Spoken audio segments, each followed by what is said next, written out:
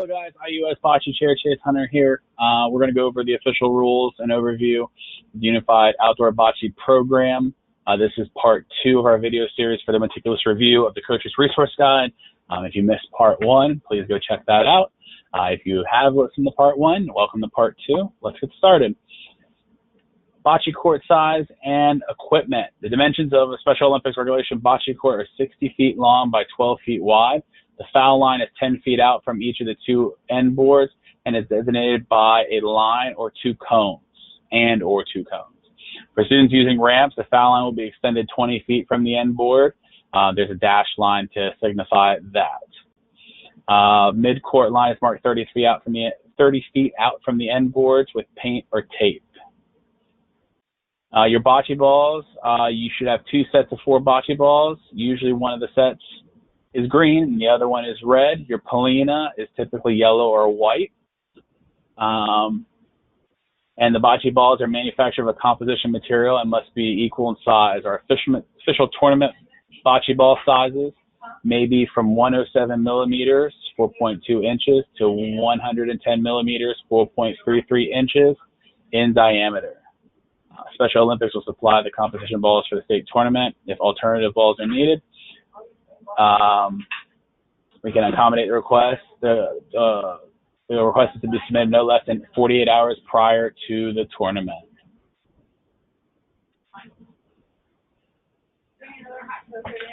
A unified bocce roster is composed of a minimum of 4 and a maximum of 8 players, with 2 additional players, 1 person with disability and 1 person without a disability, designated as substitutes. At least 50% of the roster should be players of intellectual or other types of disabilities, and the remaining members should be students without disabilities. To foster a true inclusive environment, there must be a minimum of 2 students with disabilities and 2 students without disabilities on every team's roster. A team must use a minimum playing lineup of 4 players for a match, aka a game. A frame consists of both teams delivering all 4 of their bocce balls.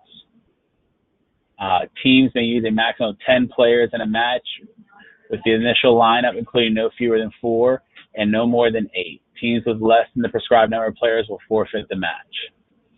The team's lineup for each frame must consist of one of the following options. Option 1, 2 players with disabilities and 2 players without a disability. Or option 2, 3 players with disabilities and 1 player without a disability. Each player of like role or type, athlete, person with intellectual disability, unified partner, IEP 504, person with a disability or other than intellectual, unified partner, person without a disability whatsoever, will have approximately equal throwing opportunities during each match. A team which has 8 players, 4 are assigned to one end and 4 are assigned to the other opposite end. If one end has a group of less than 4 players, the coach will rotate players needed to reach 4. And we have some examples down here for how you guys can set up your players. Like we said, 10 is the max, so you could have 2 alternates and 4 on each side. You want to definitely, if you don't have a complete 8, you want to be sure that you are floating in order to try to make the ratio as equal as possible on each side of your court. If you guys have any further questions about this, please be sure to shoot me an email on this subject, and we can discuss what your options are and problem solve anything. Substitutions, so you may have 2 additional players to substitute. While substitution can be made in competitively critical times, the allowance of substitutions is intended to extend participation opportunities for players and provide relief to schools that do not have sufficient students to sponsor multiple teams. With the following parameters, a player with the lowest assessment score shall roll in the first frame. This is a precaution against coaches designating a ringer who could be entered in competitively critical instances. Substitutes may only be designated for teams consisting of 8 players. Teams with less than 8 players will enter every player in the playing lineup. For example, a coach may not start fewer players than 8 and designate 1 or 2 players as substitutes. You can only have substitutes if you have more players than 8, but no more than 10. Your substitutes must switch with like roles. So if you have an athlete and a partner waiting to substitute in, they must substitute in for their like role. So athlete for athlete and partner for partner. Substitutions only happen at the end of the frame, and you're only going to have one substitution per role. You're not going to be switching people in and out of that.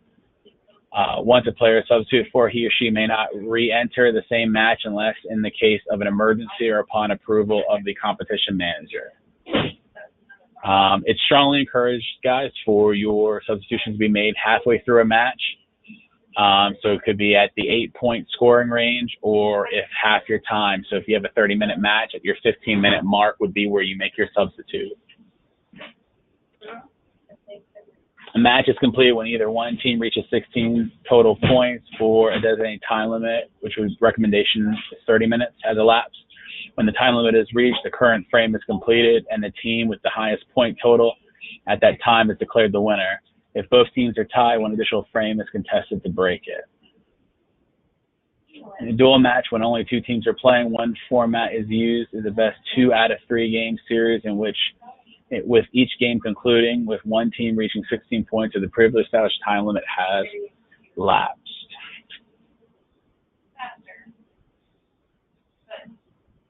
All right, so we're on to the sequence of play section of this recording. One team has a set of 4 green bocce balls. One team has a set of 4 red bocce balls. All 8 of these bocce balls are rolled or tossed in an underhand delivery during a single frame. Each player stands behind the foul line when delivering his or her bocce balls or the palina. A coin flip is done at the beginning of the game to determine which team rolls or tosses the palina and the first bocce ball. The team winning the coin flip also selects the color of bocce ball they will use. The team has 3 attempts to roll or toss the palina past the midcourt line and having it stop before the foul line on the opposite end of the court. You have an image down below that illustrates this for you. If 3 attempts are made that are unsuccessful, the opposing team is given one opportunity. If the opposing team is unsuccessful, the official will place the palina in the center of the opposite end foul line. At no time does the team lose its earned palina advantage, being able to deliver the first ball. If a player for a team winning the coin toss with the palina advantage must also deliver the first bocce ball. The team is composed of multiple players, therefore various players may attempt to place the palina during the 3 attempts. If the palina placement is within 12 inches of the sideboard, then the official will measure out 12 inches and place the palina where it landed 12 inches from the sideboard. Not 12 inches from where it landed, but 12 inches from the sideboard. Bocce balls can't be played unless the palina has come to a complete rest. After the first bocce ball is delivered, the opposing team will roll the next bocce ball. After the second bocce ball is delivered, whatever team has its color ball closest to the palina steps aside and allows the other team to roll its bocce balls. So if on the first 2 rolls, green is closer to the palina than red, red will roll. If red is closer to the palina and green is not, green will roll. Best way to remember this is as a team, you do not roll your bocce ball until the other team is closer. Or the other team has rolled all 4 of their bocce balls, then you would go. Sequence continues, so both teams deliver all 4 bocce balls, and that will conclude the frame. Following the official's determination of points earned, all players walk to the opposite end of the court, start the next frame. The one team that is awarded points is presented the palina to begin the next frame. Now, if you are playing with a full team of 8, your players are not going to walk to the other end of the court. That would be only in a case of 4. Scoring. So scoring, all of a team's colored bocce balls that are closest to the palina are counted in the score. So if you look in the picture below, okay, the 2 red bocce balls are within the range of the palina and within the green bocce balls. So those 2 are the only ones to score. The other 2 reds would not score because they are not within the range of these green bocce balls.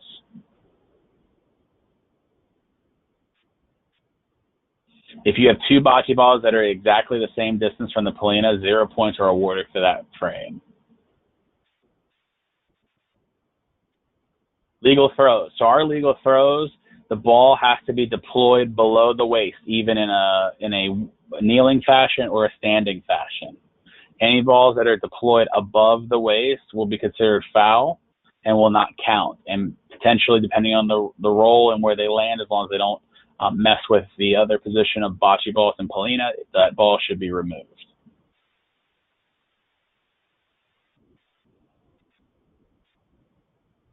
So if the ball is considered foul, it's considered dead, and it does not count in the points. As far as grips go, if you look here, you have an underhand grip and an inverted grip. Both are okay as long as the ball is leaving the hand below the waist.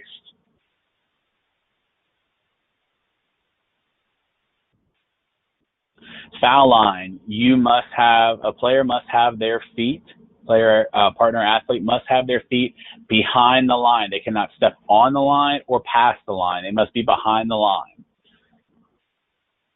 If the throw occurs with the player stepping on or over the line, that throw is considered dead, and the bocce ball should be removed. Bocce ball should not be deployed until the polina or another bocce ball has come to a complete rest. You can use the sideboards and the end boards. You can hit those with your bocce ball. They're legal tosses. If for whatever reason the polina is hit out of the court, the entire frame is declared dead. All bocce balls and polina go to the opposite end, and they start the new frame.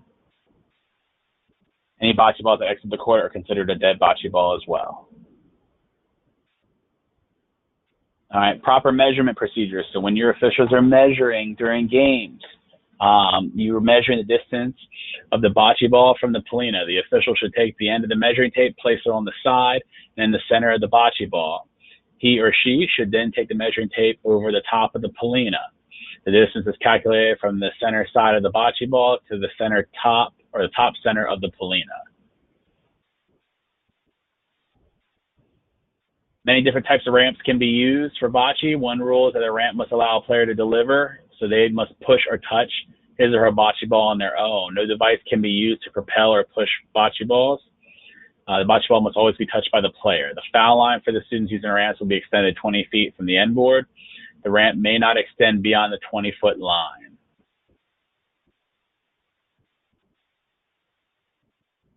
Once a player, athlete, partner, steps into the court, into the playing box, coaching or instructional assistance is not to be provided. And a player is not allowed to step back out of the court once he or she enters it. Now, there are exceptions. If you have players that require additional assistance in order to be able to deploy their bocce balls, a coach or a teammate, we prefer the teammate over the coach, may provide this type of verbal support. In these instances, a coach or teammate cannot direct a player where to deliver the ball and cannot provide physical assistance with the delivery of the ball. This needs to be done independently by the player. Players that require additional coaching support need to be identified to the official and the other team's coach prior to the start of the game. Going back to the substitutes thing too, before you guys start a game, please be sure the official is aware of who are substitutes, and please be sure when you have them sitting and lining and getting ready to be in the game, that the substitutes are clearly kind of sitting either in the back or to the side so that we know who substitutes are. Sometimes, at state tournament, I've noticed that, a team that has substitutes, this was for indoor, would have their whole team sit at the end, and it was very confusing to know who the substitutes were and who the actual players were.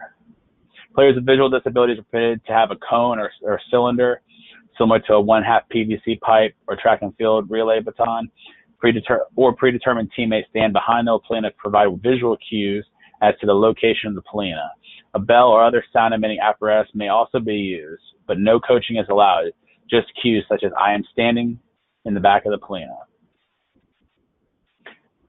One player from each team may proceed down the outside of the court before delivering his or her ball, and the player must remain outside of the court while checking positions. So you can do this in order to check positions. Court access. One player at a time can access the court during play. All non-players, coaches, and paraprofessionals are required to remain within the confines of the coaching box. This is the area from the 10-foot fault line to the end line or behind the end line. You can see the diagram here within this green area here. The only exception to this is if there's players that require additional assistance in order for them to be able to deploy their bocce ball. Electronic usage of electronic devices, cell phones, music, headphones, etc. are strictly prohibited in the competition area unless designated per IEP accommodation or supplementary aid. No music, headphones, no AirPods, earbuds, anything like that. Cell phones should be away.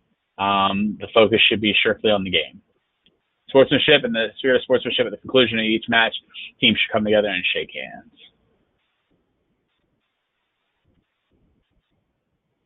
All right, principle of meaningful involvement. The most important one of the 7 criteria for success of Special Olympics Unified Sports Program is the principle of meaningful involvement. Fundamentally, the principle of meaningful involvement ensures that every player is given an opportunity to contribute to the success of his or her team through their unique skills and qualities. That means that every teammate demonstrates sufficient sport-specific skills and game understanding, plays a valued role on the team that emphasizes his or her personal talents, and has the opportunity to play within the without heightened risk of injury. All team members must be engaged and provide their own individual abilities and strengths. In doing so, athletes and partners may have different perspectives. The athletes on the team may not be accustomed to the experience of having their contributions accepted and respected. In addition, partners may need to be encouraged to play their own personal best while being a good teammate to others. When unified sports teams are created, it is extremely important that both athletes and partners are assessed as to their abilities in gameplay. While there could be a noticeable difference in their skills, the coach will be able to observe their overall performance and determine if they have the requisite skills and understanding to safely participate on the team. The goal is that every teammate should play a meaningful role and have the opportunity to contribute his or her strengths to a unified sports team. There should be a quality of social interaction and communication among teammates that allows everyone to participate fully and enjoy a positive experience. And listed here are your indicators of meaningful involvement and your indicators where meaningful involvement are not achieved. Definitely please review these before you guys start creating your teams. It's important that all coaches and program leaders understand the principle of meaningful involvement prior to the selection of team members.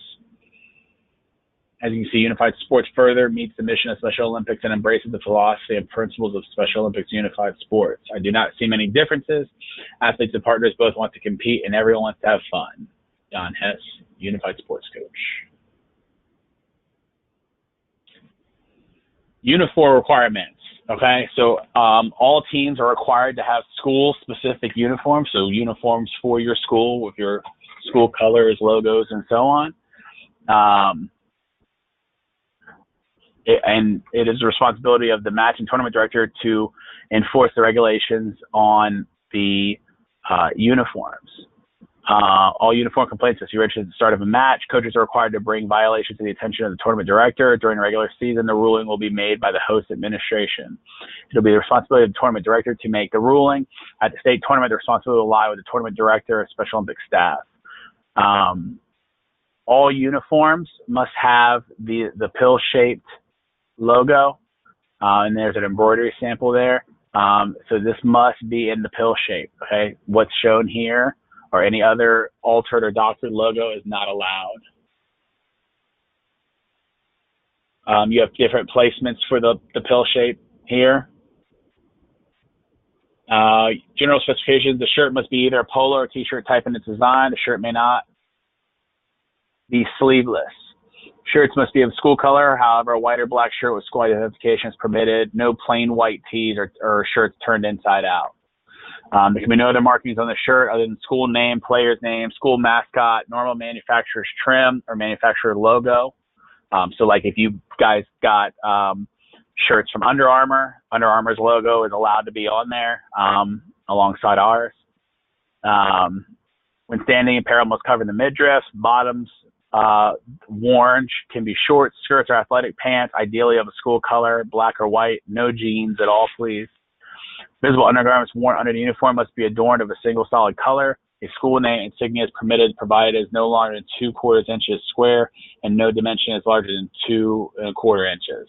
One thing too is that when we get to tournament to play, if for whatever reason it is cold, the students are more than welcome to wear their jackets, or some kind of zip-up sweatshirt, but the uniform must be, it must be clear that that player, athlete, or partner is a part of that team, bearing the proper school colors and so on.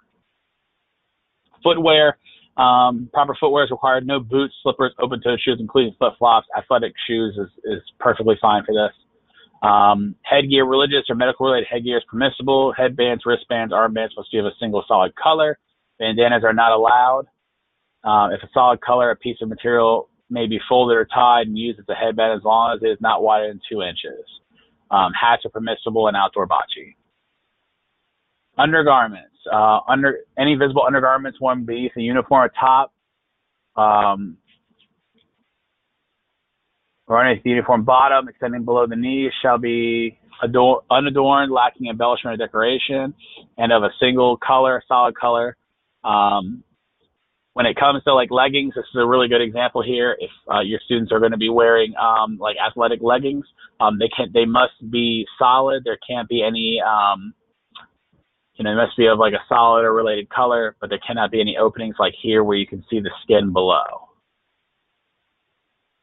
Player may not be in play with an illegal uniform.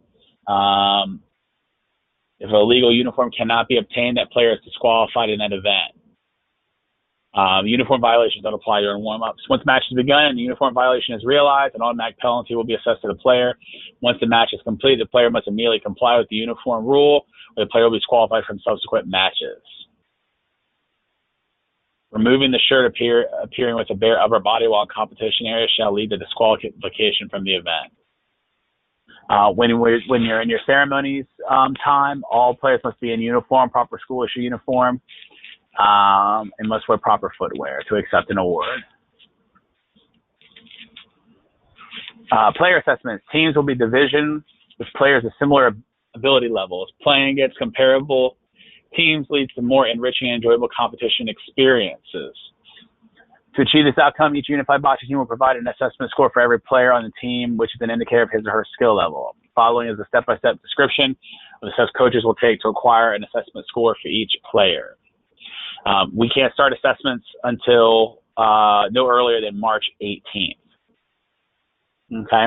Players are going to toss out all 8 bocce balls. Coaches will only measure the closest 3 balls and record their distances in inches. If the palina is displaced from the original spot, it is to be replaced on the original spot before the next ball is rolled and before any measurements are taken. All distances are in inches only. If the distance is a fraction of an inch, round up.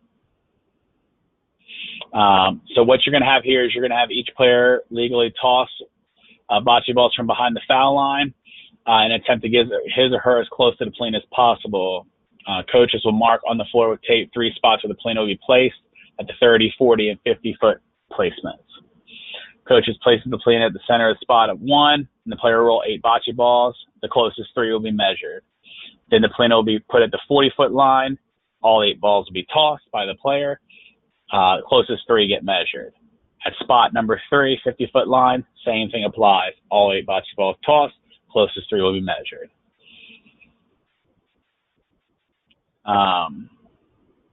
Down here is a really nice best practice guideline where you use half of your court here. You can take your courts and actually break them in half. Not break them, but separate them in half, and then roll into them. That's a really nice setup to use. Okay, and this is your post-registration form here, where you're going to record everything. These forms you should be able to get in the Google Drive when the time comes in Excel format. Please only do these in Excel. Please do not handwrite them. Please do not scan them. Please do not convert them to Microsoft Word. Please don't alter any of these in any sort of way other than keeping them in the Excel format.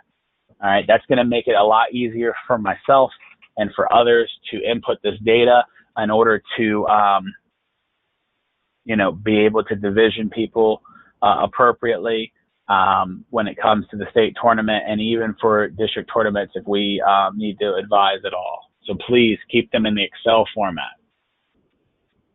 Okay. So here's what you're going to see in your supplements. The first one is your Special Olympics application participation. New this year, you only have to fill this out one time for a sport. So if you did a sport in the fall and filled this out, you do not need to fill this out for the spring. If you did a sport in the winter, you do not need to fill this out in the spring. You only need to do one form per school year. Okay? All these forms are to be scanned and emailed or hand submitted as instructed by your district representatives. Or in the absence of a district representative, the Special Olympics of Maryland Director of Interscholastic Unified Sports. You got to be sure you identify your role type here. Those are very important to identify. All right, then you have your affirmation of eligibility. One of these forms for each sport at your school needs to be filled out. You're going to fill in the names of your student athletes whom an application or participation has been completed, including parent signature, retained and submitted directly or indirectly to Special Olympics of Maryland. And then you're going to sign this form to submit as instructed to your district representative. Be sure you're filling these out accurately. Please note where you're going to do your disability, gender, date of birth, and so on. Okay, and let me check something real quick. All right, we'll just keep going down for here. Actually, I'm going to stop here. We're going to stop here, and then in part 3, we will continue forward where we're going to cover the state tournament fact sheet and some other odds and ends. So thank you for listening to video number 2, and please join me in video number 3.